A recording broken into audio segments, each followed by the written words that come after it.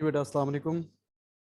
हम पेपर कर रहे हैं अक्टूबर नवंबर 2019 पेपर 2 थ्योरी का पेपर है। अक्टूबर नवंबर 19 पेपर 2। अच्छा जी, सो क्वेश्चन नंबर 1 से स्टार्ट करते हैं।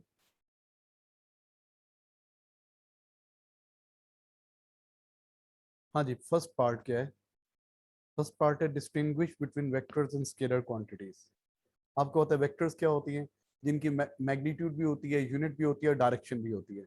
और स्केलर क्वांटिटीज क्या होती है? जिनकी यूनिट होती है, मैग्नीट्यूड होती है। ठीक है ना? तो ये तो आपको पता ही है। Part B, the electric field strength at a distance x, charge electric field strength E at a distance x from an isolated charge q is given by the equation E is equal to q over x square b, where b is constant. Use the definition of electric field strength to show that E has unit of this thing. आपने E की unit बतानी है, electric field strength का concept definition use करनी है। तो electric field strength होती है बेटा E is equal to force acting per unit charge, force over charge.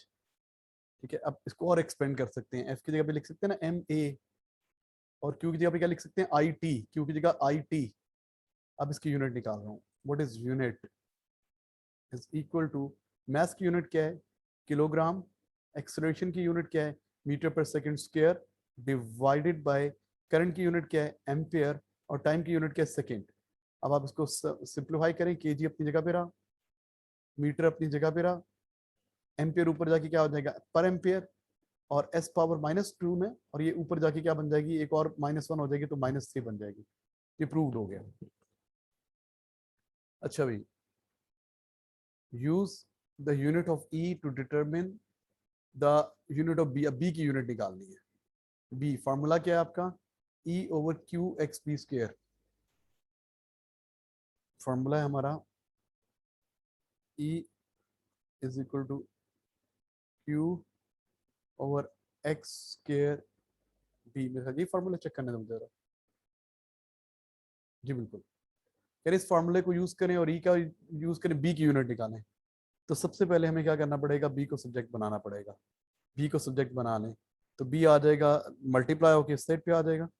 तो B is equal to Q over X square, और बी की जगह पे क्या आ जाएगा? ई। ई डिवाइड होकर इधर आ जाएगा। अब इसकी यूनिट निकाल रहे हैं। What is unit? सबकी यूनिट सब्सटीट्यूट कर दें। क्यू होता है ना आई टी, क्यू की जगह आई टी लिख दें। आई टी मतलब एम्पेयर सेकंड, क्यू की यूनिट होगी ampere second. Q I T के इक्वल होता है तो उसकी यूनिट एम्पेयर सेकंड होगी। एक्स मीटर है, एक्स क्या है? डिस्टेंस है ना, तो डिस्टेंस की यूनिट मीटर होती है, मीटर स्क्वायर। ई की जगह पे क्या आ जाएगा? वो बड़ी सी चीज जो आपने लिखी थी, केजी, अभी प्रूव की थी आपने। KG metre per ampere per second cube. तो अब इसको सॉल्व करते हैं। कुछ चीज कैंसिल हो रही है, कुछ भी नहीं कैंसिल हो रहा। तो आपके पास क्या रह जाएगा? एम्पेयर स्क्वायर हो जाएगा ना, ए -1 था ना, ऊपर जाके एक और ऐड हो जाएगा, 1+1। ऊपर भी 1 है, देखो ऊपर 1 है ना, नीचे -1 क्या हो जाएगा? 2, फिर 2। अच्छा, एस ऊपर क्या था? +1, और नीचे -3। -3 जाके उसमें प्लस हो जाएगा, तो एस पावर 4 आ जाएगा। मीटर स्क्वायर, और ये मीटर क्यूब है ना नीचे, ऊपर जाके हो जाएगा पर मीटर क्यूब। और केजी क्या हो जाएगा? पर केजी ऊपर जाके। हम सब चीज़ों को लीनियर फॉर्म में ले आए, ये कुछ ये बन गया है। ठीक है, मार्किंग स्कीम से चेक कर लेते हैं सही किया है कि गलत किया है। हाँ जी, A4 A² S4 KG-1 और M पावर -3 बिल्कुल सही किया है। ठीक है जी, ये हो गया क्वेश्चन। नेक्स्ट क्वेश्चन क्या है? Define acceleration. What is acceleration? Rate of change of velocity. Acceleration is rate of change of velocity, a change in velocity per unit time. A steel ball of diameter 8 is released from rest, और ये ऊपर से नीचे गिर रहा है। Position when released, और उसके बाद क्या गिवन है आपको?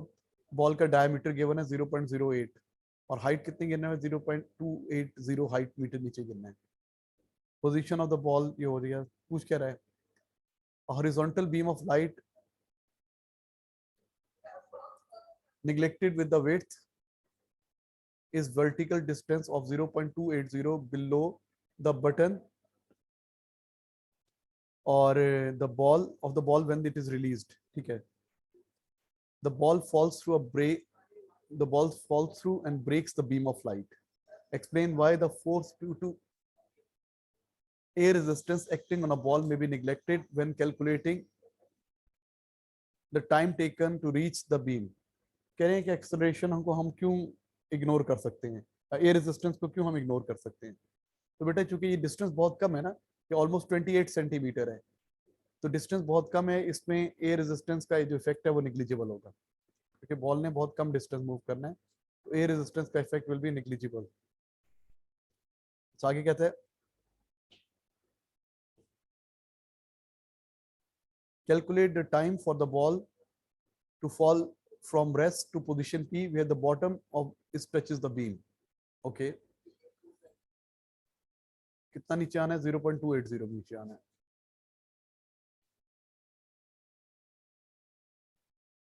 टाइम कैलकुलेट करना है, तो क्या क्या है आपके पास?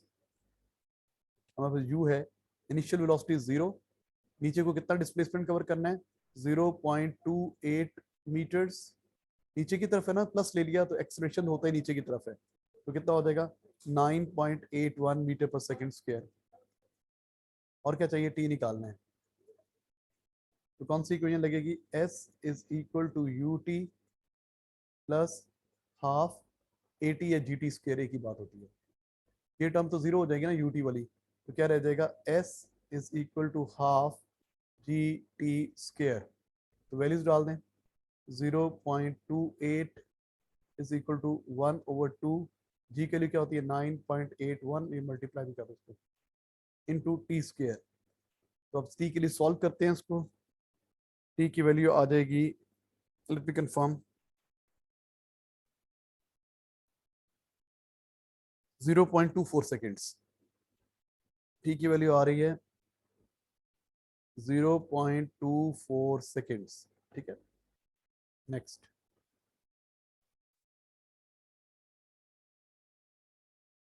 अच्छा, अभी third part. Determine the time interval during which the beam of light is broken by the ball. During the time interval for which the beam of light is broken by the ball. Okay, अब देखो, beam of light को break करना है इससे ना,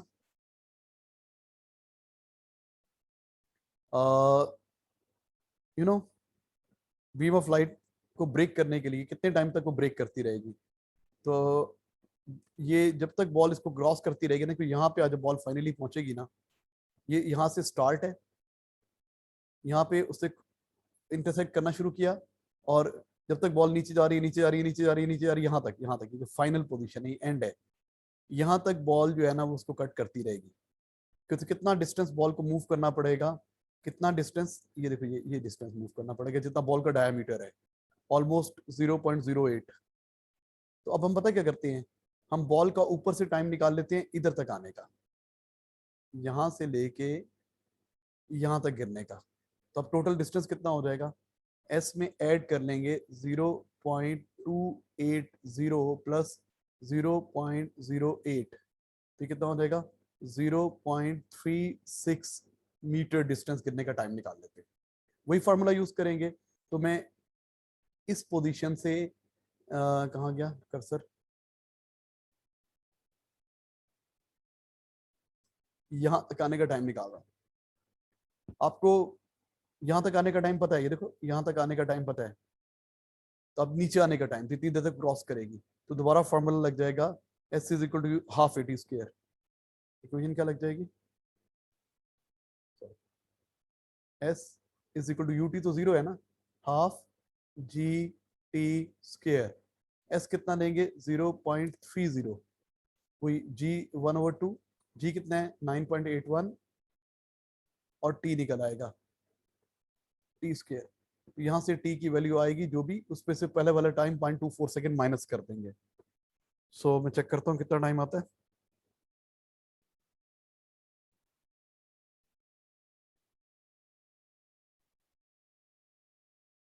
एक minute बस दे दें मुझे. यार है 0.27 सेकेंड्स. 0.27 सेकेंड्स. ये कितना टाइम आ रहा है? 0.27 सेकेंड्स. 0.27 सेकेंड्स टाइम आ रहा है ऊपर. ऊपर तक आने का कितना टाइम था, स्टार्ट पोजीशन तक आने का 0.24 सेकंड, और ये 0.27 सेकंड, तो माइनस कर दें तो फिर आपके पास आ जाएगा 0 पॉइंट, कितना आ जाएगा, 0.27 minus 0.24, it gives 0.03 second time के लिए वो बीम को कट करती रहेगी। ठीक है ना। तो क्या किया हम लोगों ने, अगर आपको समझ में नहीं आया तो दोबारा बता दूं आपको। बीम को बॉल कितनी देर तक कट करती रहेगी, हम ये निकाल रहे हैं। ये बॉल कितनी देर तक कट करती रहेगी, तो इसको डिफरेंट कलर से बताऊं तो आपको समझ में आएगा। बेटा आपने ये टाइम निकाला हुआ है, यहाँ से लेके, ये मैं ब्लू से बना रहा हूँ, देखो इधर तक आने का बॉल का टाइम पता है आपको, यहाँ तक आने का बॉल का, यहाँ तक आने का कितना टाइम है हमारे पास, यहाँ तक आने का टाइम है निकाला सामने 0.24 सेकेंड्स। अच्छा फिर हमने क्या किया, जब ये यहाँ पे पहुंचेगी, इस पोजीशन का नाम दे देते हैं, ये कौन सी पोजीशन है, ये बी पोजीशन है। तो बी पे पहुंचेगी तो बीम को कट करना शुरू करेगी, और कब तक कट करती रहेगी, जब तो सी पे पहुंचेगी, सी पे। तो सी तक आने का कितना बॉल को डिस्टेंस कवर करना पड़ेगा, बॉल का डायमीटर ऐड कर लें, इस डिस्टेंस में बॉल का डायमीटर ऐड कर लें, 0.08 ऐड कर लें, तो बॉल को कितना नीचे गिरना पड़ेगा, 0.360 इस एक्स पोजीशन तक गिरने के लिए मूव करना पड़ेगा। तो मैंने पहले क्या किया, स्टार्ट पोजीशन से इस वाई पोजीशन से पहले बी तक का टाइम निकाला हुआ है 0.24, फिर वाई पोजीशन से एक्स का टाइम निकाल लिया, वो आ गया 0.27, इन दोनों को सब्ट्रैक्ट कर लिया, तो आपके पास टाइम आ जाएगा। अच्छा जनाब आगे चल रहे हैं।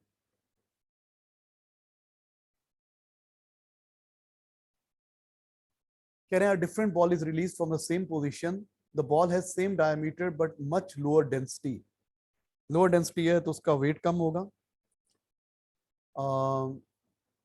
For this ball, the force due to air cannot be neglected. State and explain the change, if any, to the time interval during which the beam of light is broken. बेटा अब आपको पता है now the air resistance acts. अब क्या करेगा, air resistance act करेगी, तो बॉल की क्या होगी, बॉल की स्पीड कम होगी, ball will have less speed. Ball will have less speed when it is crossing the beam. ठीक है, so it will take more time, slow आ रही है ना बेटा, more time, so it will take more time to cross the, to break the beam, क्योंकि slow आ रही है तो ब्रेक, भी आ रही है, ब्रेक द बीम। ठीक है, तो अब ये ज्यादा टाइम लेगी क्योंकि स्लो आ रही है, रेजिस्टेंस एक्ट कर रही है, अब इसकी फाइनल स्पीड कम है। तो और पार्ट तो नहीं रह गया।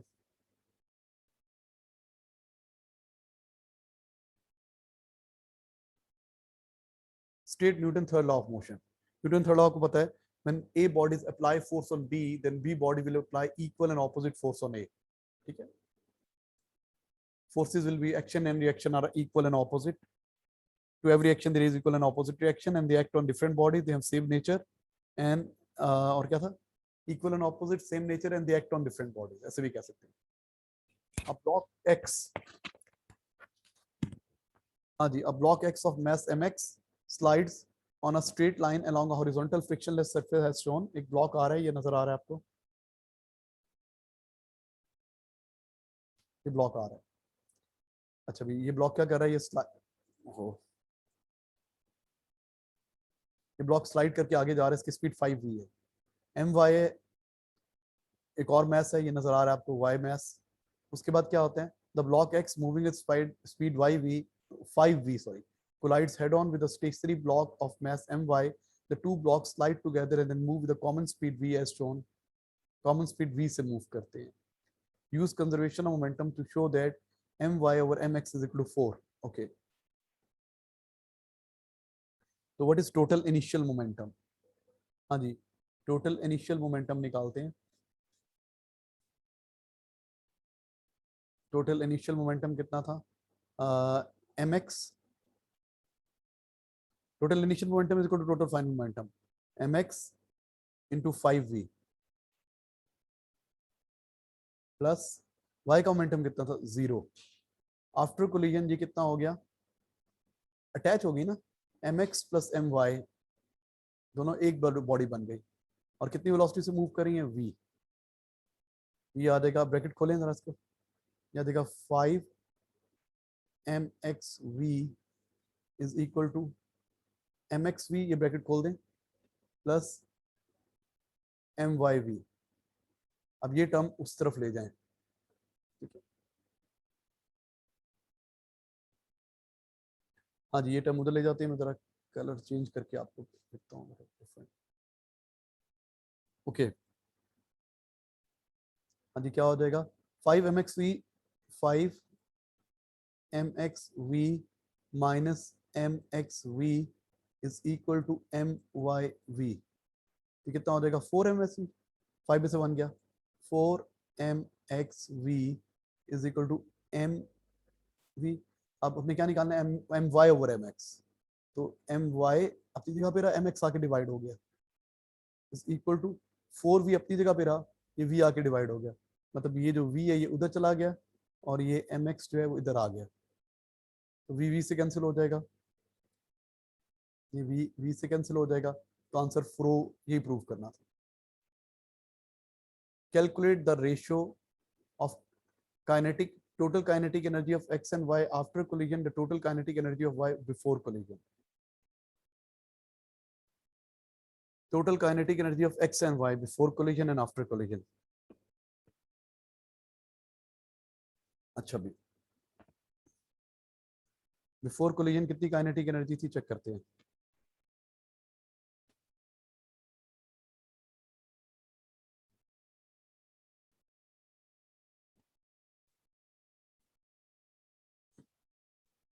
जी बेटा, बिफोर कोलिजन काइनेटिक एनर्जी कितनी थी, half M x 5v square, और दूसरे की काइनेटिक एनर्जी कितनी थी, ये आफ्टर वाला है, गलत लिख दिया, बिफोर वाला नहीं है, पहले आफ्टर वाला लिखना है ऊपर, नीचे बिफोर वाला लिखना है। बिफोर कितनी थी, half mass of x 5v का होल स्क्वायर प्लस 0, और आफ्टर कोलिजन कितनी थी, half M X plus M Y, total mass ये ब्रैकेट, और स्पीड कितनी है v स्क्वायर, तो हाफ हाफ से कैंसिल हो गया, क्या रह गया आपके पास, ब्रैकेट खोलते हैं, M X V square plus M Y V square divided by 25 M X V square. अच्छा, अब आपको पता है M Y over M X की वैल्यू पता है हमें 4 के इक्वल है, ठीक है, हमने प्रूव किया था M Y over M X, M Y divided by M X is equal to 4। तो एम वाई किसके इक्वल हो जाएगा, M Y is equal to 4 M X, यहाँ पे वैल्यू डाल दें, एम वाई की जगह 4 एम एक्स डाल दें, तो देखा M X V square plus M Y की जगह पे क्या आ जाएगा 4 M X into V square over 25। बेटा क्यों ला रहा हूँ, ताकि कैंसिल हो जाए एम एक्स ना। अच्छा, अब एम एक्स ये हो जाएगा और 4 एम एक्स स्क्वायर ऊपर क्या आ जाएगा 5 M X V square divided by 25 M X V square, M X V square ये भी कैंसिल हो गया, ये भी कैंसिल हो गया, तो 5 और 25 1/5 या 0.2, 1/5 या 0.2 आ जाएगा बेटा।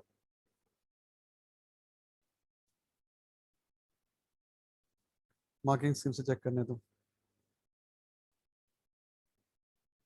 हाँ जी ये आ रही है, ठीक है जी। नेक्स्ट,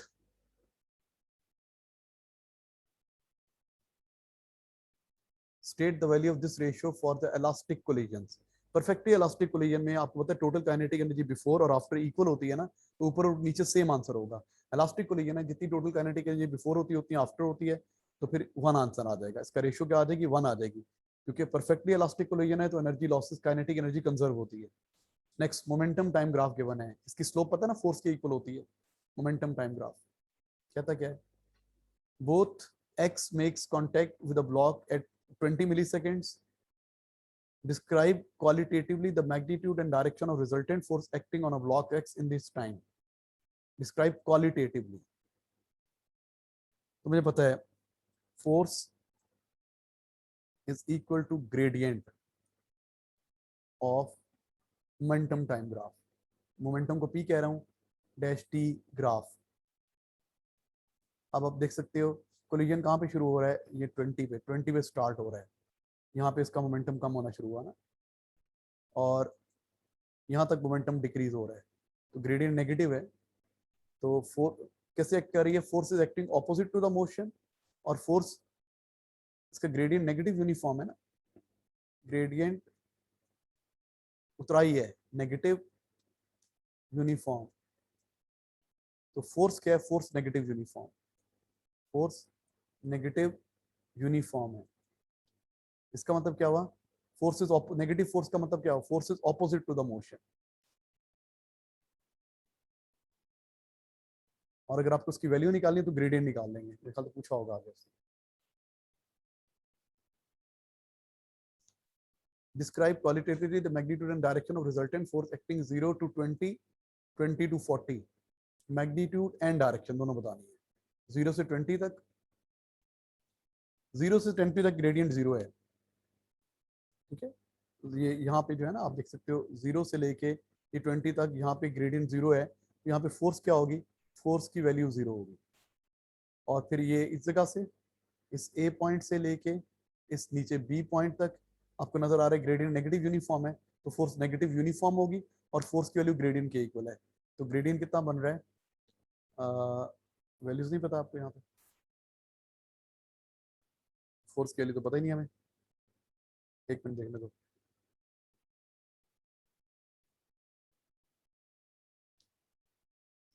डिस्क्राइब क्वालिटेटिवली, अच्छा क्वालिटेटिवली बताना है, क्वांटिटेटिवली नहीं बताना है। Magnitude and direction of resultant force, force की मैग्नीट्यूड कांस्टेंट होगी और ऑपोजिट टू द मोशन होगी, तुमने बता दिया है। वैल्यू तो नहीं बता सकते ना आप इसकी, क्योंकि आपको वाई एक्सिस पे वैल्यूज लेबल्ड ही नहीं है।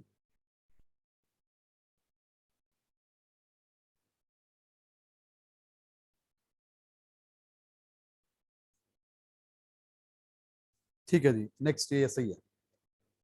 आगे कहते हैं on figure 3.3 sketch the variation of momentum of Y when t is equal to 0 to 60। अब y का मोमेंटम का ग्राफ बनाना है, y के मोमेंटम का ग्राफ बनाना है, x का मोमेंटम पता है, y के मोमेंटम का ग्राफ बनाना है। ओके बेटा, तो जब तक x ने टक्कर नहीं मारी थी, कॉन्सेप्ट पता है आपको, ब्लॉक क्या था, x चलता हुआ आ रहा था, y रुका हुआ था, ये था ना x, ये मूव कर रहा था 5v से, और y क्या था, y था रेस्ट पर, ये रेस्ट कर रहा था। टक्कर मारने के बाद ये दोनों जुड़ गई, y इसके लिए मैंने y, टक्कर मारने के बाद ये यूं हो गए, ये x, ये है y, और अगर इसका मैस mx है तो उसका मैस my था ना, 4mx के इक्वल है इसका मैस, और दोनों कितनी स्पीड से जा रहे हैं, 4v से जा रहे हैं, है ना, 4v था ना, ये v था, v था, v, दोनों v से जा रहे हैं। अच्छा बेटा, पहले इसका मोमेंटम था 1 2 3 4 5, ये जो वैल्यू है ना, ये वैल्यू किसके इक्वल है, 5mx v के इक्वल है, सारा मोमेंटम इसी का था। अच्छा, इस टाइम पे उसका मोमेंटम कितना था, 0। इस टाइम पे जो मोमेंटम था ना बेटा, उसका था 0, y का मोमेंटम 0 था। तो इतने टाइम पे यहाँ से लेके ये 0 0 0 0 0 मोमेंटम। अच्छा, अब जितने डब्बे इसका मोमेंटम नीचे आएगा,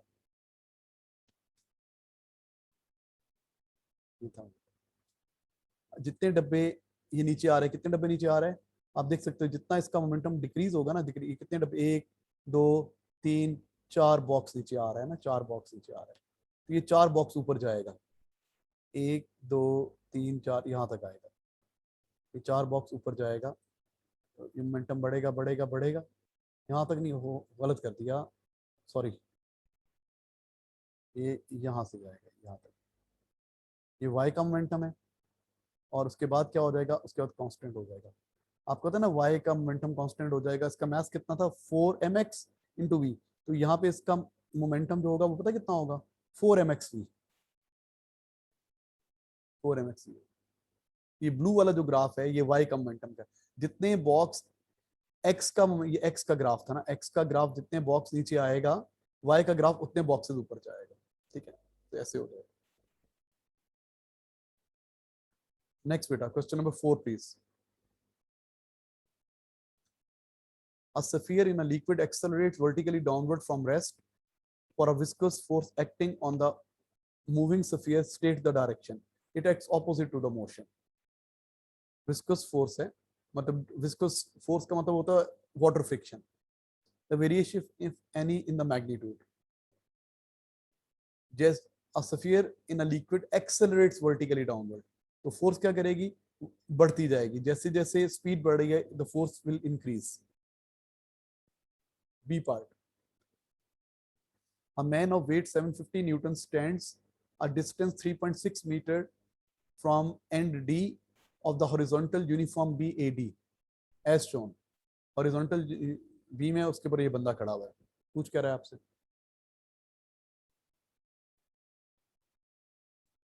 The beam has weight 380 Newton. Beam का weight 380 Newton है, length 9 meters है.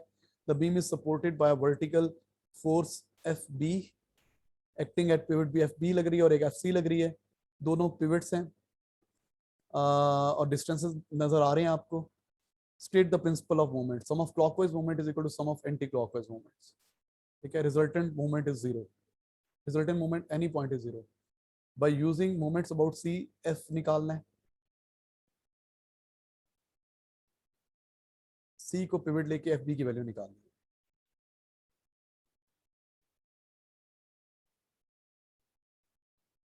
हाँ जी, C को pivot लेना है, इसको pivot लेना है, pivot।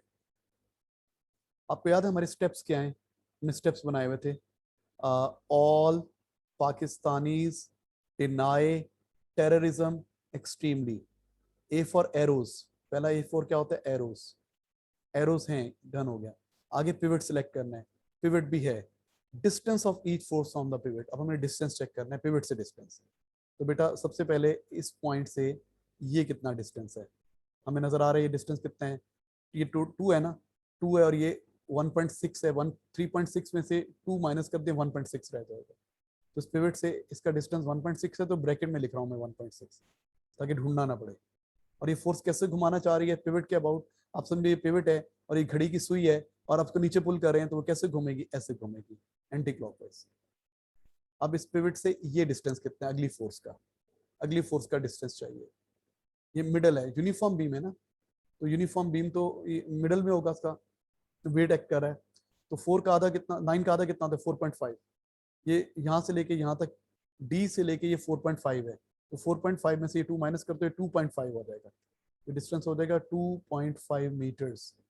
बेटा ये है ना हाफ यूनिफॉर्म बीम, ये डिस्टेंस कितना है 4.5, 9 का आधा। तो अब इसमें से ये माइनस कर दो, ये 2 माइनस कर दो, 4.5 में से ये 2 माइनस कर दो, ये डिस्टेंस रह जाएगा। और ये भी कैसे घुमाना चाह रही है, एंटी क्लॉकवाइज। अब इस पिवट से ये फोर्स, ये डिस्टेंस कितना है, तो आपको पता है टोटल कितनी है 9 मीटर्स, टोटल 9 है ना, 9 में से ये 2 भी माइनस कर दें, 9 में से ये 2 भी माइनस करते हैं, तो कितना रह गया, 9 में से 4 माइनस के 5, तो इसका डिस्टेंस है 5 मीटर्स। और ये कैसे घुमाना चाह रही है, क्लॉकवाइज। आप समझे ये घड़ी की सुई है, इस पॉइंट पे घूम सकती है, सी पॉइंट पे घूम सकती है, और अब रस्सी बांध के ऊपर को पुल कर रहे हैं। तो sum of clockwise movement is equal to sum of anticlockwise movement, क्या आ जाएगा 5FB इज इक्वल टू 380, कितना डिस्टेंस है ब्रैकेट में लिखा हुआ है 2.5 प्लस 750, कितना डिस्टेंस है 1.6।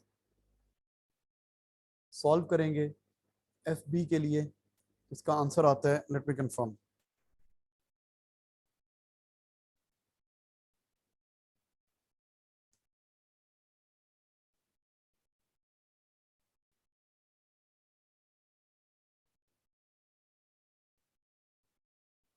जी 430,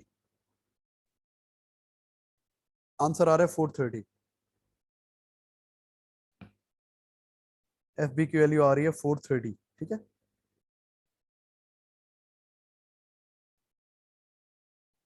किधर है पिवट? 430 न्यूटन्स। पूछ क्या रहा है? हो गया। एफ बी की वैल्यू निकाली। The man walks towards D. The beam is about to tip when FP becomes 0. Okay. Determine the minimum distance x from the end D so the man can stand without tipping. Minimum distance x from D निकालना है। D की तरफ जा रहा है और minimum distance from D निकालना है। Minimum distance from D निकालना है। अब ये इतना बनाओ से घर मिटाना पड़ेगा। ये कैसे मिटेगा? एक मिनट देखने दो।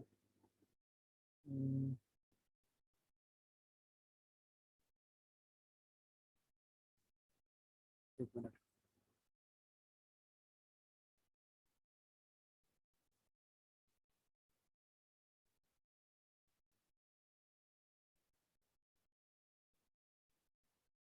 मैं चाह रहा हूँ एक ही दफा सब मिट जाए। इरेज ऑल ऑप्शन नहीं मिल रहा। ये दबाएंगे तो सब हो जाएगा। इरेजर आएगा। अब एक एक को मिटाना पड़ेगा तो लंबा काम है। अच्छा ठीक है, ठीक है, ऐसे सही है।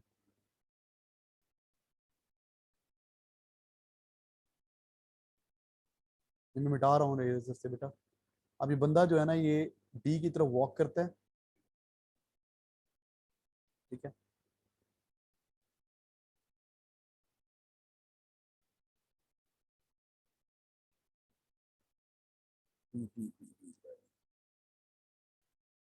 हाँ जी, ये बंदा वॉक कर रहा है पी की तरफ, ये डी की तरफ वॉक कर रहा है। जैसे जैसे आगे जाएगा, आगे जाएगा, आगे जाएगा, अभी तक तो सेफ है। जब तक दोनों पिवट्स के दरमियान रहेगा ये सेफ रहेगा, सेफ रहेगा, सेफ रहेगा। जब तक ये पिवट है ना बी और ये अगली पिवट क्या सी, इनके दरमियान रहेगा, सेफ रहेगा। आगे जा रहा है, आगे जा रहा है, आगे जा रहा है। फॉर एग्जाम्पल वो यहाँ पे पहुंचता है तो टिप करता है, यहाँ पे पहुंचता है बंदा, यहाँ पे पहुंच गया। अब हमें ये मिनिमम डिस्टेंस एक्स निकालना है। We have to find this distance X from D. ये डिस्टेंस फाइंड आउट करना है। इस पे टिपिंग स्टार्ट हो जाएगी। टिप करेगा तो क्या करेगा, किस पॉइंट पे घूमेगा? सी पे घूमेगा ना। सी पे वो टर्न कर जाएगा, यूं यूं यूं घूम जाएगा। टिप करेगा तो कैसे होगा? इससे इस पिवट से ब्लॉक उठ जाएगा, लिफ्ट कर जाएगा। यहाँ से क्या कर जाएगा? लिफ्ट कर जाएगा। When it is just to lift, तो ये जो कॉन्टैक्ट है लूज हो जाएगा ना। ये फोर्स कितनी हो जाएगी? इस पॉइंट पे फोर्स जीरो हो जाएगी, एफ बी की वैल्यू जीरो हो जाएगी। When it is just to tip, the reaction force at B will become zero. अच्छा, अब हम इसको पिवट ले लेते हैं। अब इसे कौन कौन सी फोर्स है? बंदा यहाँ पहुंच गया है, बंदे का वेट यहाँ से एक्ट कर रहा है। अब उसका वेट कितना एक्ट कर रहा है? 750। 750 न्यूटन यहाँ से एक्ट कर रहा है। हमें ये डिस्टेंस निकालना ही है। अच्छा, और यहाँ से ऊपर फोर्स एक्ट कर रही है F C. Obviously total downward is equal to total upward. ये नीचे को 750 है और ये 380 है ना। अच्छा, इसको ऐसे अलग से बना लेते हैं, इसको फिर आपको ज्यादा समझ में आएगा। ये बीम बना रहा हूँ, ये पिवट बना रहा हूँ। कौन सा पिवट बना रहा हूँ? सी। ये सी पिवट है। अब बंदा यहाँ पर आ गया और इसका वेट कितना लग रहा है? 750 न्यूटन। और इसका अपना वेट कितना है? बीम का वेट कितना है? बीम का नीचे वेट था 380 न्यूटन्स। और यहाँ से जो रिएक्शन फोर्स थी ना बेटा, वो जीरो हो गई है। एफ बी की वैल्यू जीरो हो गई है, तो उसकी लिखने की जरूरत नहीं है, ये जीरो हो चुकी है। ये पिवट है। अच्छा, अब क्या है? हमें इस पॉइंट से डिस्टेंस चाहिए। ये डिस्टेंस चाहिए एक्स, ये डिस्टेंस एक्स चाहिए। ओके, कौन कौन से डिस्टेंसेस हैं अवेलेबल आपके पास? तो जिस पॉइंट से डिस्टेंस चाहिए ना, इसको पिवट ले लो। देखो, अब इसको मैं पिवट लेके सॉल्व कर लेता हूँ। तो आप किसी पॉइंट को पिवट ले सकते हैं। एक्स निकालना है। अच्छा, इस इधर से लेके यहाँ तक कितना डिस्टेंस? सी का 2 मीटर्स, ये गिवन है। सी से जो ऊपर फोर्स लग रही है ना, सी से जो ऊपर फोर्स लग रही है एफ सी, एफ सी लग रही है। इसका डिस्टेंस 2 मीटर्स है, ब्रैकेट में 2 लिख दिया। ये डिस्टेंस 2 मीटर गिवन है। और एफ सी की वैल्यू कितनी है? जितनी टोटल डाउनवर्ड है उतनी टोटल अपवर्ड है। तो एफ सी की वैल्यू है 750 प्लस 380।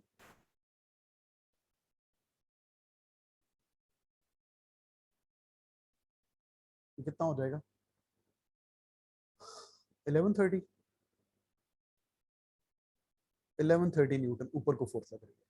और ये भी पता है आपको, और ये डिस्टेंस भी पता है, इसका डिस्टेंस कितना है 4.5 मीटर्स। तो इस पिवट के अबाउट ये बंदे का वेट कैसे घुमाना चाह रहा है, एंटी क्लॉकवाइज। ये पिवट, ये इसकी वेट कैसे घुमाना चाह रहा है, एंटी क्लॉकवाइज। और ये जो सी फोर्स ऊपर को लग रही है कैसे घुमाना चाह रही है, क्लॉकवाइज। तो मुझे पता है anticlockwise movement is equal to clockwise movement. Anticlockwise movement is equal to clockwise movement. Anticlockwise movement कितना लग रहा है 750 इंटू एक्स।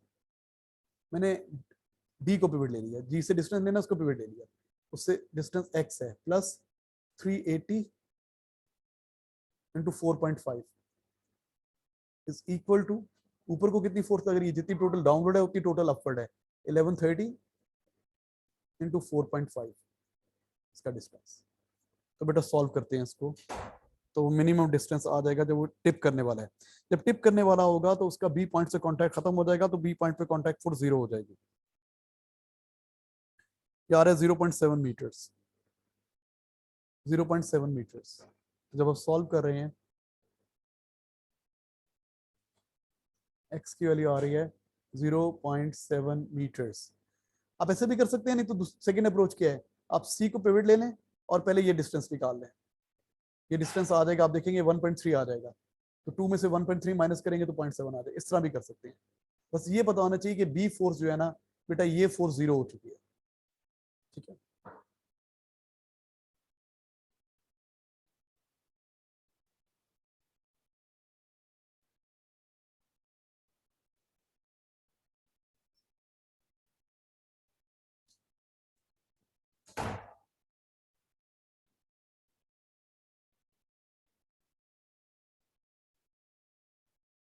अच्छा बेटा नेक्स्ट क्वेश्चन। ये क्वेश्चन है related two waves. State what is meant by progressive wave. Progressive wave क्या होती है, ऐसी वेव होती है जो एनर्जी ट्रांसफर करती है along the wave direction. It transfers energy along the wave direction. इसमें एनर्जी ट्रांसफर होती है, द वेव प्रोफाइल मूव करता है। CRO is used to analyse the sound wave. Sound wave नजर आ रही है और ये वेव है। टाइम बेस्ड सेटिंग गिवन है आपको, determine the frequency of sound wave. Sound wave की फ्रीक्वेंसी निकालनी है। तो कितने डब्बों में वेव कंप्लीट हो रही है, चेक करें जरा इसको। यहाँ से लेके ये अगला क्रस्ट कितने टाइम में, इतने टाइम में आ रहा है। कितने बन रहे हैं, इधर से लेके इधर तक 1 सेंटीमीटर और 2 सेंटीमीटर है ना, ये 2 सेंटीमीटर है। तो 2 बॉक्सेस में इसके लिए टाइम पीरियड किसके इक्वल होगा, 2 multiply by time base setting 2.5 millisecond. ये आ जाएगा 5 मिली सेकेंड टाइम पीरियड आ जाएगा। फ्रीक्वेंसी क्या होती है 1/t, तो कितनी हो जाएगी 1/5 इंटू 10⁻³ -3 ऊपर जाके 1000 बन जाएगा। 1000/5 तो आ जाएगा 20 हर्ट्ज। 5 2s are 10, 20 नहीं 200, 20 नहीं आएगा, 200 आएगा, 200 hertz.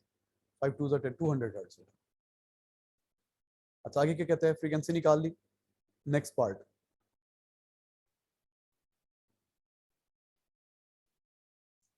The source emits a sound B at point A point पे वो साउंड एमिट कर रहा है, यहाँ से साउंड एमिट कर रहा है।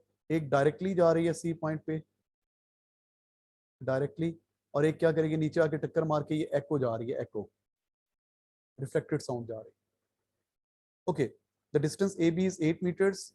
ठीक है, the distance A C is लिखा हुआ 20.8, angle A B C is 90 degree, and assume there is no air friction, or assume there is no phase change of the sound wave due to reflection at B. The wave has wave 1.6 wavelength. The wavelength of wave is 1.6. Show that the waves meet have path difference 4.6. path difference निकालना है। path difference क्या होता है, distance difference।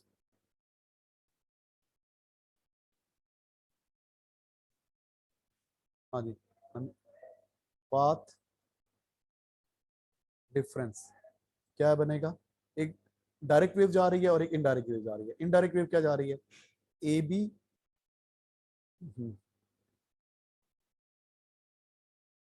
ए B distance plus BC distance, direct wave जा रही है ना, ये टोटल डिस्टेंस कितना ट्रेवल करी है, AB plus BC minus AC। अब सबसे पहले तो आपको BC डिस्टेंस निकालना पड़ेगा ना, ये डिस्टेंस x हमारे पास है ही नहीं, तो पाइथागोरस थ्योरम से आ जाएगा। तो एक्स स्क्वायर किसके इक्वल हो जाएगा पाइथागोरस थ्योरम से, 20.8 हाइपोटेनस का स्क्वायर माइनस 8 का स्क्वायर। सॉल्व करेंगे इसको तो x की वैल्यू आ जाएगी, x के लिए सॉल्व करते हैं इसको, कैलकुलेटर उठा लिया, 20.8 square minus 8 square under root answer, it gives 19.2, ये 19.2 मीटर्स है, ये जो डिस्टेंस है ये है 19.2। अब टोटल कितना आ गया, 8 प्लस 19.2, 8 प्लस 19.2 माइनस 20.8, अच्छा भाई से प्लस 8 माइनस 20.8 इट गिव्स 6.4 आ रहा है। तो पाथ डिफरेंस आ जाएगा आपके पास, path difference, path path path path path difference is equal to 6.4 metres आ गया, 6.4 मीटर पाथ डिफरेंस आ गया, ये प्रूव करना था आपने। आगे कहते हैं explain why the intensity maximum is detected at C. अब path difference in terms of lambda अगर आप निकालें, path difference in terms of lambda, इसको लैम्डा पे डिवाइड करें, path difference in terms of lambda find out करते हैं, कैसे करते हैं, इसको वेवलेंथ पे डिवाइड कर देंगे, तो ये आ जाएगा path difference is equal to 6.4, wavelength कितनी 1.6, आंसर आ रहा है 4 लैम्डा। तो 4 लैम्डा होता है तो क्या होता है, कंस्ट्रक्टिव इंटरफेरेंस होती है ना, जब भी पाथ डिफरेंस n लैम्डा होता है कंस्ट्रक्टिव इंटरफेरेंस होती है, तो अभी आपका पाथ डिफरेंस 4 लैम्डा आ रहा है, तो यहाँ पे क्रस्ट क्रस्ट पे मिलेगा, क्रस्ट क्रस्ट पे मिलेगा, कंस्ट्रक्टिव इंटरफेरेंस होगी तो मैक्सिमम मिलेगा।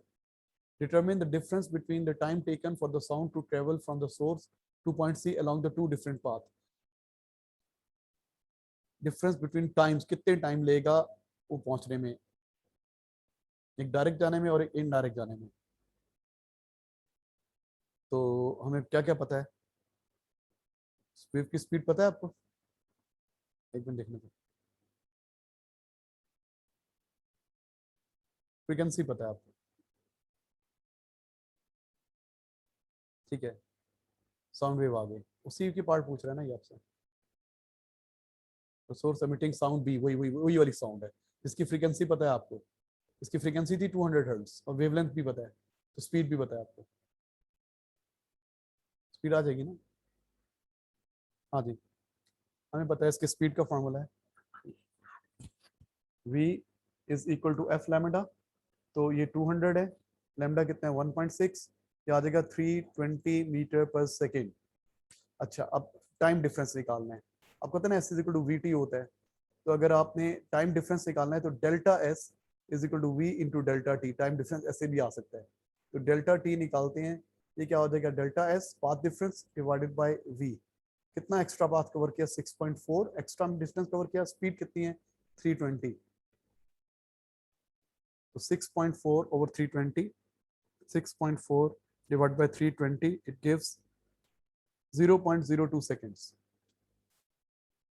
0.02 से ऐसे भी आ सकता है, या दूसरी अप्रोच क्या है, आप S is equal to V T लगाएं, पहले आप 20.8 यूज करके टाइम निकालने, T1 आ जाएगा, फिर वो 20 वो क्या है जो दूसरे पाथ पे डिस्टेंस एको वाला जो टाइम है उसमें 8 प्लस 19 पॉइंट समथिंग था ना, उनको प्लस करेंगे वो टाइम आ जाएगा, दोनों को माइनस कर दें तो भी आ जाएगा।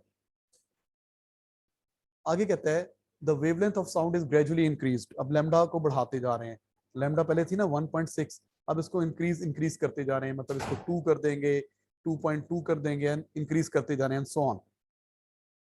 अच्छा अब आप कह रहे हैं कि calculate the waves of sound when an intensity is maximum next to point C, calculate the wavelength of sound when an intensity maximum is next at point C. अच्छा इंटेंसिटी मैक्सिमम कब मिलेगी, देखो पहले पाथ डिफरेंस कितना था, पहले path difference था 6.4 metres, और ये बन रहा था 4 लैम्डा, इसे 4 लैम्डा फिट आ रहे थे। इस पाथ में कितने लैम्डा फिट आ रहे थे? 4 लैम्डा फिट आ रहे थे। जब वेवलेंथ इंक्रीज कर दोगे, तो उसी 6.4 मीटर डिस्टेंस में, पहले 6.4 मीटर डिस्टेंस था ना, तो उसमें कितने लैम्डा फिट आ रहे थे? उसमें मैं किसी और कलर से बना के दिखाता हूँ। इतने पाथ में, पाथ डिस्टेंस 4 लैम्डा था ना, तो मैं ये ड्रॉ करके दिखाता हूँ। ये एक वेव, 2 वेव, 3 वेव और ये 4 वेव फिट आ रही थी इस पाथ में। जब वेवलेंथ बढ़ जाएगी तो इसमें अब कितनी वेव फिट आएंगी? जब नेक्स्ट चेक करने के 3 लैम्डा फिट आएंगे। पहले 6.4 पाथ डिफरेंस में कितने लैम्डा फिट आ रहे थे? 4 लैम्डा। जब वेवलेंथ बढ़ जाएगी तो इसमें इसी डिस्टेंस में, इसी 6.4 में, अब इससे नेक्स्ट छोटी वैल्यू क्या है? 1 लैम्डा, 2 लैम्डा, 3 लैम्डा फिट आएंगे। तो 3 लैम्डा, अब 3 लैम्डा इज इक्वल टू 6.4 हो जाएगा। 3 लैम्डा इज इक्वल टू 6.4, तो लैम्डा किसके इक्वल हो जाएगा? 6.4 डिवाइड बाई 3। चेक करता हूं, मुझे ऐसे लग रहा है 6.4 divide by 3 it gives 2.13 metres. तो वेवलेंथ कितनी होगी? लेट मी कंफर्म, कहाँ है माउस? 2.13 मीटर्स। मार्किंग स्कीम में चेक करने दो, फिर बात करते हैं।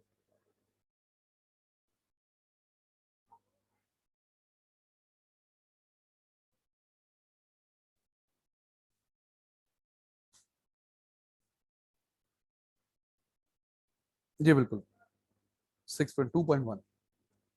ठीक है जी, ये आ गया। अच्छा, मैं next question, state Kirchhoff first law. तो आप फर्स्ट लॉ पता है ना आपको, केसीएल, वो जो law of conservation of charge होता है। तो आप लिख देंगे कि जी the current through any node, the total current through any node is zero. The sum of currents at node is zero. The sum of current at node is zero. ये पता है आपको।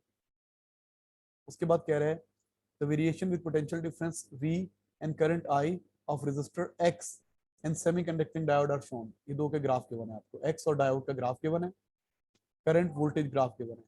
Determine the resistance of diode at potential difference V of 0.6. Determine the resistance of diode for a potential difference V of 0.6 volt. 0.6 volt पे आपको, 0.6 volt पे इस जगह पे 0.6 वोल्ट पे उसकी रेजिस्टेंस बतानी है। तो रेजिस्टेंस का फार्मूला होता है वी ओवर आई। वी कितना है? 0.6। आई कितना है? यहाँ पे करंट रीड करने, करंट कितना है? 7.5 मिली एम्पियर। 7.5 मिली होता है 10 पावर -3, सॉरी, ये ऊपर जाके 1000 बन जाएगा। 0.6 इंटू 10 पावर 3 हो जाएगा, 1000 हो जाएगा। तो 7.5, तो 600 ओवर 7.5, 600 ओवर 7.5। चेक करते हैं, 600 divided by 7.5 it gives 80 ohms। हाँ जी, क्या आ रहा है? 80 ohms। उसकी रेजिस्टेंस आ रही है 80 ohms। Next part, describe qualitatively the variation of resistance V as the V increases from 0.6 to 0.75। 0.6 से 0.75 तक उसकी करंट एक्सिस की तरफ मुड़ रहा है, तो उसकी रेजिस्टेंस कम हो रही है। ठीक है, चाहे लाइन स्ट्रेट है, आपने ये नहीं देखना। वो कह रहे हैं 0.6 से लेके, मैं आपको कैसे बताता हूँ, ग्रेडियंट के इक्वल नहीं होता। यहाँ से लेके और ये यहाँ तक लाइन तो स्ट्रेट है, लेकिन अगर आप स्ट्रेट लाइन ड्रॉ करें ओरिजिन से, ये स्ट्रेट लाइन यूं बन रही है, अगले पॉइंट पे जब स्ट्रेट लाइन ड्रॉ करेंगे तो यूं बन रही है, अगले पॉइंट पे स्ट्रेट लाइन ड्रॉ करेंगे तो बेटा यूं बनेगी। तो हर straight line is getting closer to current axis, the resistance is decreasing. अब तो स्ट्रेट लाइन ड्रॉ करनी होती है ना रेजिस्टेंस को चेक करने के लिए, ग्राफ की स्ट्रेट लाइन नहीं चेक करते आप। Gradient is not equal to reciprocal of resistance. हाँ, वो रिप्रेजेंट करता है, लेकिन आपकी लाइन किस तरफ जाती जा रही है? आपने ए पॉइंट पे से ओरिजिन से स्ट्रेट लाइन ड्रॉ की, बी पॉइंट से ओरिजिन से स्ट्रेट लाइन ड्रॉ की, सी से यहाँ से भी लाइन ड्रॉ करें, your straight line is getting closer to the current axis, तो रेजिस्टेंस इज डिक्रीजिंग। बता दिया आपने, रेजिस्टेंस डिक्रीज होती जा रही है। The diode and resistor are connected in the circuit as shown. आपने ऐसे सर्किट में जोड़ दिया, 7.5 मिली एम्पीयर करंट पास हो रहा है और टोटल करंट 9.3 है। ठीक है जी, तो नीचे का करंट कितना होगा? इसमें करंट आप निकाल सकते हो, 9.3 -7.5, तो 9.38 और 1.8 मिली एम्पेयर यहाँ से करंट जा रहा है। ओके, जब इसमें 7.5 मिली एम्पेयर करंट है तो इसके अंदर इसकी वोल्टेज कितनी थी? 0.6 थी ना, इसको 0.6 वोल्ट मिल रही है। अच्छा, पूछ कर रहा है the cell has electromotive force E and negligible internal resistance. The Y is connected in parallel to X. The current is 9.3. The current is this. Use figure 6.1 to determine E. अब हम check कर लेते हैं X में। X कहाँ है? Yes. X में जब इतना करंट पास होगा, 7.3 मिली एम्पियर करंट पास होगा, तो उसको वोल्टेज कितनी मिल रही होगी? ग्राफ से चेक करते हैं, ग्राफ से चेक करते हैं बेटा। 7.5 मिली एम्पियर करंट पास हो रहा होगा, किसी और कलर से बनाऊंगा मैं, मिक्सअप हो जाएगा। ये बना लेते हैं। हाँ जी, इतना करंट पास हो रहा होगा 7.5। ये तो करंट चेक करो, इसमें कितना होगा? एक्स में करंट कितना होगा? ये एक्स का करंट करंट करंट करंट नहीं, करंट नहीं, वोल्टेज, सॉरी वोल्टेज। करंट तो है ना, 0.3 वोल्ट मिलेगा इसको, उसको 0.6 मिल रहा है, इसको 0.3 मिलेगा, 0.3 मिलेगा जनाब। तो इसको अक्रॉस कितनी हो जाएगी वोल्टेज? 0.3। तो टोटल कितनी हो जाएगी? 0.6 इसको मिल रही है, 0.3 इनको दोनों को प्लस कर लें तो यहाँ की वोल्टेज आ जाएगी 0.9 वोल्ट। अब 0.9 वोल्ट इसको मिल रही है, तो इसको भी कितनी मिली? पैरेलल में वोल्टेज सेम होती है, 0.9 वोल्ट मिल रही है, 0.9 वोल्ट मिल रही है। करंट भी पता है, तो अगले पार्ट में मेरे ख्याल से इसकी रेजिस्टेंस पूछी होगी, चेक कर लेते हैं। हाँ जी, डिटरमिन द रेजिस्टेंस वाई, इसकी रेजिस्टेंस निकालनी है। तो आपको आर पता है, R is equal to V over I. तो वोल्टेज कितनी है? 0.9, करंट कितना है? 1.8 मिली एम्पेयर, 10 पावर -3 है, -3 ऊपर जाके 900 1000 बन जाएगा ना। तो ये हो जाएगा R is equal to 900 over 1.8। तो 18 5 90, 50, 500 ओम्स आएगा मेरे ख्याल से। मैं कैलकुलेटर के बगैर किया, मैं चेक करता हूँ। 900 डिवाइडेड बाय 1.8 इट गिव्स 500, बिल्कुल सही। ठीक है जनाब, आगे कहता है calculate the power dissipated in diode. Power dissipated in diode, diode की पावर डिसिपेशन बतानी है। डायोड की आपको वोल्टेज भी पता है, डायोड का आपको करंट भी पता है। डायोड की हमें क्या बतानी है? पावर। तो डायोड की पावर कहाँ से आएगी? कितने क्या कर sir? P is equal to V I, 0.6 into 750 milli है तो 1000 से डिवाइड कर देते हैं। 0.6 into 0.75 it gives 0.6 into 0.75, 0.6 multiplied by 0.75 it gives 9 over 20, 0.45 watts, 0.45 watts। अच्छा, आगे कहते हैं the cell is now replaced by a cell of 0.5 and negligible internal resistance। Cell को रिप्लेस कर दिया, अब इसका EMF 0.9 नहीं है, 0.5 है, negligible internal resistance है। use figure 6.1 to determine the क्या? current in diode। use figure 6.1 to determine the current in diode। अब डायोड का करंट बताना है, आपने 0.5 वोल्ट कर दिए। ओके, तो इसको तो मिटाना पड़ेगा सब, इसकी रेजिस्टेंस हमें चाहिए होगी। चल देख लेते हैं।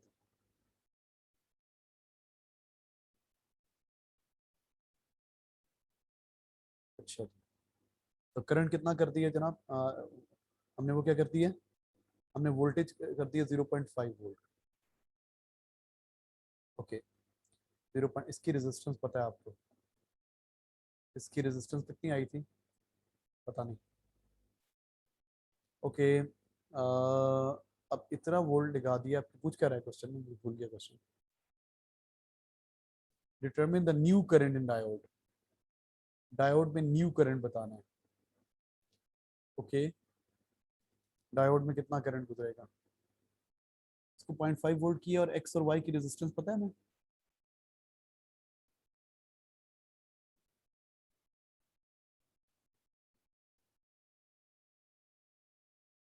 डायोड का करंट बताना है, फिक्स रजिस्टर की रेजिस्टेंस कितनी है, पहले फिक्स रजिस्टर की रेजिस्टेंस निकाल लेना, 15/6 ये निकाली है।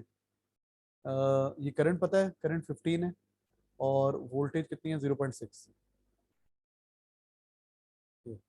0.6 पे कितना है, तो इसकी रेजिस्टेंस कितनी थी, R is equal to V/I 0.6/15 milli ampere है ना, इंटू 10⁻³ ऊपर जाके 600 बन जाएगा ये, 40 ओम्स, इसकी रेजिस्टेंस 40 ओम्स है। डायोड का करंट बताना है, ओके कैसे होगा, एक मिनट सोचने दें मुझे। जी बेटा हम ड्रॉ करके देखते हैं, फिर समझ में आएगा। इसको ड्रॉ करते हैं। सर्किट क्या था आपका, यहाँ पे ड्रॉ कर रहा हूँ फिगर के पास, पहले इसको तो मिटाऊँ ना, ये सब कुछ जो है ना अजीब तरह का है, इसको मिटाना जरूरी है। नहीं मिट रहा, इरेजर कैसे आएगा, इरेजर इरेजर इरेजर,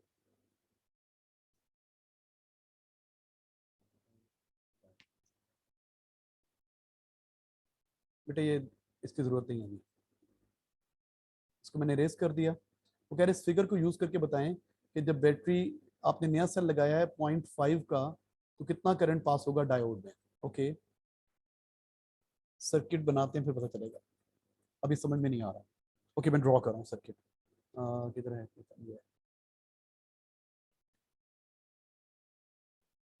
यहाँ पे था डायोड और यहाँ पे था एक्स, वाई की ड्रॉ करने की जरूरत नहीं है। डायोड कितने वोल्ट की बैटरी लगाई, 0.5। अब आपको पता है इन दोनों में वोल्टेज ने डिवाइड होना है, वोल्टेज ने इन दोनों में क्या होना है, डिवाइड। और इन दोनों की वोल्टेज, अगर इसकी वोल्टेज है V1, इसकी वोल्टेज है V2, तो टोटल 0.5 होगी, मतलब V1 plus V2 is equal to 0.5। अब चेक करें, करंट दोनों में सेम होगा, जितना करंट इधर गुजरेगा उतना ही करंट इससे गुजरेगा, मतलब जितना डायोड से गुजरेगा उतना फिक्स रजिस्टर से गुजरेगा। अब आप चेक करें कि कितना करंट गुजरे कि 0.5 वोल्ट आती है, मतलब अगर मैं देखें ना, मैं सपोज करता हूँ कि 10 एम्पियर करंट है, तो जब डायोड एक्स में से भी 10 गुजरता है तो उसको वोल्टेज मिलती है 0.4, जब जो सॉरी एक्स में, जब डायोड में से गुजरता है तो उसको वोल्टेज मिलती है 0.65 समथिंग। तो टोटल करेंगे ना, ये जो बन रही है 0.65, 0.65 प्लस 4, ये तो 1 बन जाएगी ना, तो इतना करंट तो पास नहीं होना। अब जरा नीचे आए, अगर ये करंट पास करते हैं 0.75, ये करंट पास करते हैं तो इसको मिलता है 0.3 और दूसरे को मिलती है 0.3 से ज्यादा, तो टोटल तो पॉइंट देखो ना, इसको मिलती है 0.6, इसको कितनी मिलती है 0.6। अगर आप ये करंट पास करते हैं, दोनों में ये करंट पास होता है, तो 0.3 प्लस 0.6 तो 0.9 हो जाएगा। हमें तो 0.5 पूरा करना है। अब चलो ये करंट चेक करते हैं, इस करंट पे इसको कितनी वोल्टेज मिल रही है 0.2, और डायोड को कितनी वोल्टेज मिल रही है 0.5, ये मिलके तो बहुत ज्यादा हो रही है, 0.5 प्लस 0.2 0.7 हो जाएगी, ये करंट भी नहीं हो सकता। बेटा इस तरीके से ना हम करंट चेक कर रहे हैं, इरेज करके बताता हूँ। अब मैं चेक करता हूँ कि नीचे करंट आता हूँ, कितना करंट हो कि उसकी कॉरेस्पॉन्डिंग वोल्टेज इसको प्लस करें तो 5 आ जाए, कितना करंट हो उनकी कॉरेस्पॉन्डिंग वोल्टेज। अगर मैं ये करंट पास करता हूँ, ये वाला करंट पास करता हूँ, तो कितनी मिलेगी, एक्स को मिलेगी 0.1 वोल्ट, और ये करंट पास करता हूँ तो इसको मिलेगी 0.4 वोल्ट। अब अगर आप इन दोनों को ऐड करें, इन दोनों को क्या करें, ऐड करें, add add add add add तो 0.5 आ रहा है ना, बिल्कुल सही है।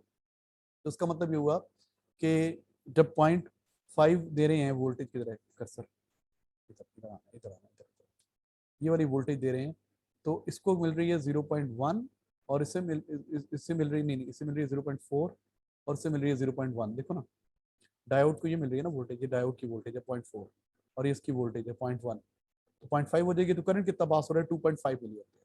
तो करंट कितना पास हो रहा है 2.5 मिली एम्पियर। तो आपने ग्राफ से चेक करना है कि किस करंट पे इधर की वोल्टेज Vx और इधर की वोल्टेज Vd को प्लस करें तो 5 आए। तो डिफरेंट करंट पे चेक किया तो 2.5 जब करंट पास हो रहा है तो दोनों की वोल्टेज मिला के 0.5 बन रही है। ठीक है, आई नो ये मुश्किल क्वेश्चन था। नेक्स्ट हो गया, question number 7 please. A nucleus of plutonium decays by emitting alpha particle to produce a new particle and इतनी energy, the decay equation is represented by this, x निकल रहा है, alpha particle निकल रहा है, और determine the number of protons and neutrons in x। okay, आपको पता है ये तो 2 होता है और ये 4 होता है, तो ये 94 में से 90 गए तो ये 92 रह गया, तो यूरेनियम होता है 92, 234, 4 माइनस हो गया, तो बता देंगे। नंबर ऑफ प्रोटॉन्स कितने हैं एक्स के 92, नंबर ऑफ न्यूट्रॉन कितने हैं 234 माइनस 92, तो ये 2 हो जाएगा, 4 में से ठीक है 4, 142, 142। अच्छा, calculate the number of plutonium nuclei that must decay 0.1 second to produce this much power. Okay, power, इतनी power, P is equal to क्या होता है, पावर होता है work done over time, energy over time, energy over time, चलो energy over time कह रहे calculate the number of plutonium nuclei that must decay. अच्छा, अब एनर्जी, एक की एनर्जी है ना 5.6, तो कितने निकलेंगे एन निकलेंगे, जिनकी एनर्जी कितनी होगी, हर एक की एनर्जी कितनी होगी 5.6 मेगा इलेक्ट्रॉन वोल्ट की वैल्यू होती है, इसको 10 पावर 6, और मेगा की वैल्यू और इलेक्ट्रॉन की वैल्यू कितनी होती है 1.6 इंटू 10 पावर माइनस 19, ठीक है, डिवाइडेड बाय टाइम कितना है 1 सेकेंड, और पावर कितनी प्रोड्यूस करनी है 0.15 वाट, 0.15, तो ऐसे कर लेंगे।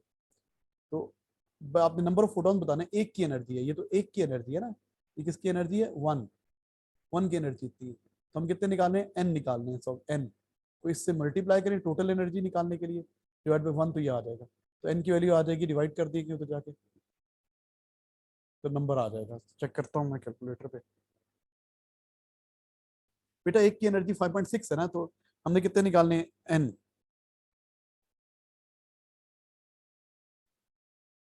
तो वो आ रही है 1.7 इंटू 10 पावर 11, 1.7 इंटू 10 पावर 11 निकलना। तो मेरे ख्याल से हो गया पेपर, शुक्र है जी, थैंक यू स्टूडेंट्स।